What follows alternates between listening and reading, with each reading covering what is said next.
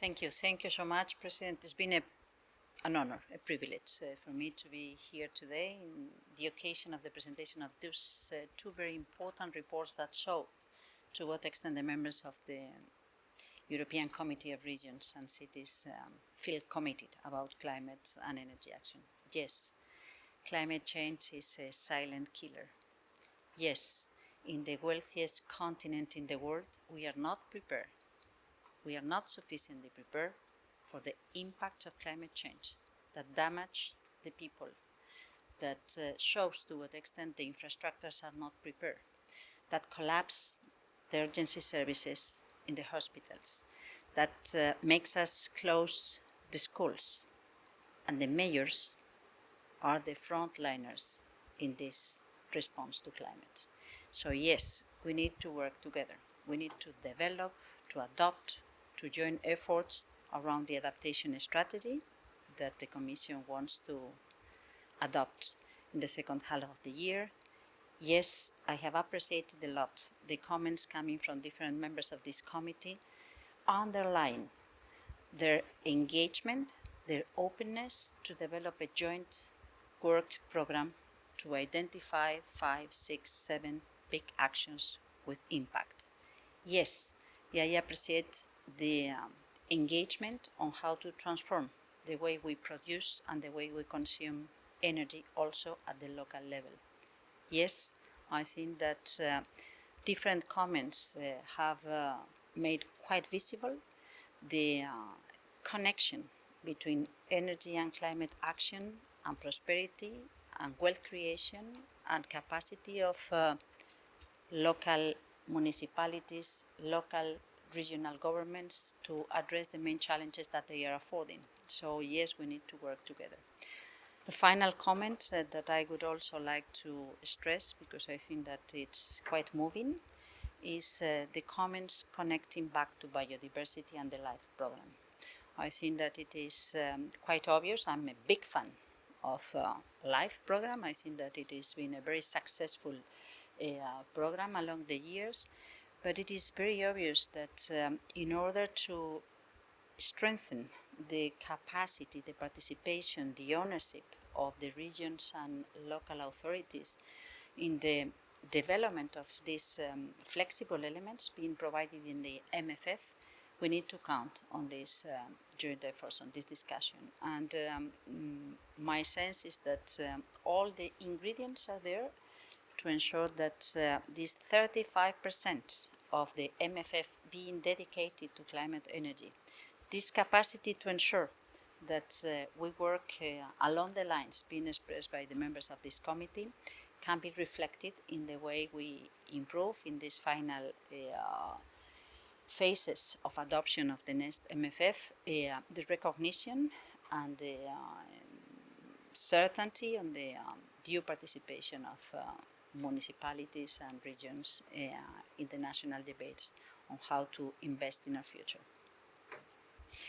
We live in a continent where we have stagnated the electrification of our economy, of our final energy use. And I think that it is quite important to address the demand side, how we can electrify other final uses of energy, mobility, heating, cooling, the capacity to ensure that the demand is aligned with what it is more secure, more reliable, but also more affordable for us, which is electrification based on homegrown technologies. And in that field, how we can develop lots of very concrete actions to ensure that this takes place, the mayors and the regions are very important. So heat pumps, rooftops, small dedicated energy communities at the local scale, together with the big developments of the infrastructures that are reflected in the grids action plan, can combine the required efforts to succeed. So yes, we will be coming with this electrification action plan by before the break of the summer, so around the 15th, 17th of July. But I think that, as I said, many of the expectations, many of the concrete actions, many of the concrete enforcement and implementation measures need to take place on the ground at the local scale. I think that the emissions trading scheme has been one of the most successful measures to allow flexibility to those operating in a market, the industrial, the business community, to address the strategic decisions on how to decarbonize.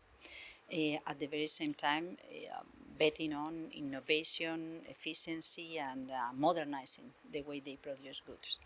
And I think that what it has been working during the last 20 years can be improved to ensure that it keeps working for the next 20 years. And we know that we can draw lessons from the past.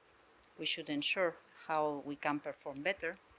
We need to count on flexibilities that can allow to different players to succeed. But what it is absolutely sure is that it is still one of the main pieces of our decarbonization and climate action strategy. So we will come up with the proposal. It is quite technical, quite complicated, but the political message is very clear. We want to bet on the future. We want to build an industrial continent that is based on the main drivers of competitiveness, which is fair treatment to the people, efficient use of the resources, and decarbonization that is driven to the clean tech, to the digital assets, so that we can dedicate the resources to what it's worth and not to waste the resources harming our future through the emissions.